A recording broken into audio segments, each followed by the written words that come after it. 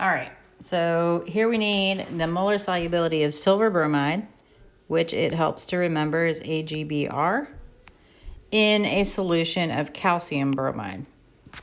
So one thing that we need, and we have to go find it before we can really start, is the KSP of this silver bromide. And depending on where you look, you'll find a different value, but the one that I'm going to use from the book that I happen to have around is 3.26 times 10 to the minus 13. Now, if you'll remember from 115, we said that this is one of our insoluble salts. It was an exception to the bromide rule that the silver plus ions formed an insoluble salt if they were around those halides. And this is really pretty insoluble. So we can compare some 115 stuff with some 117 stuff and see that they are the same.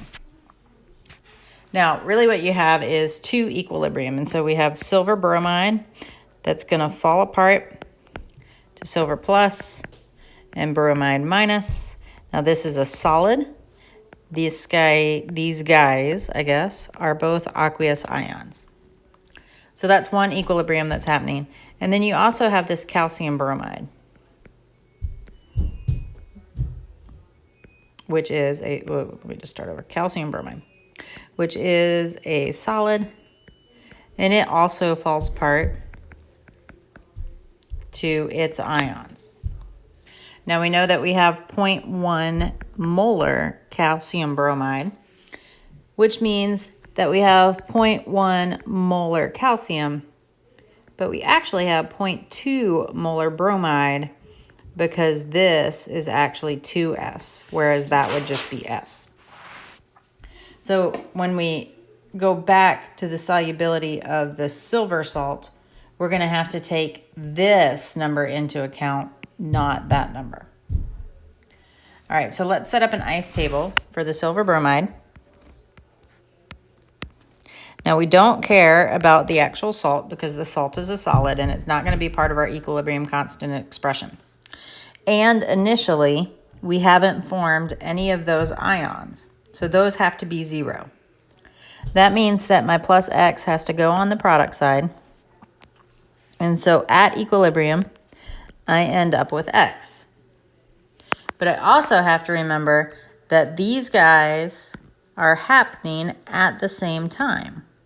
And so I have some bromide in solution from the silver bromide, but I also have some bromide in solution from the calcium bromide. So when I set up my KSP expression, which is silver times bromide, I can keep this X or this S, whichever one you want to do, in place of the silver plus. But now I have to take both this into account and this into account. And that is what the bromide is equal to. The bromide from the silver, that's the X. The bromide from the calcium bromide, which is going to be the 0.2. And again, it's 0.2 instead of 0.1 because when it dissociates, it does so in a 2-to-1 ratio. Now, 10 to the minus 13 is a very small value for KSP. So no matter what I solve for and get a value of X for, it's going to probably be pretty insignificant compared to this initial concentration. So I'm going to ignore this because it is outside of our 5% rule, the same 5% rule that we have dealt with all term. So plugging in new values, there's my KSP. I'm still going to keep the X for the silver, but now since I was able to use the 5% rule, I'm going to drop that second term back down to just 0.2.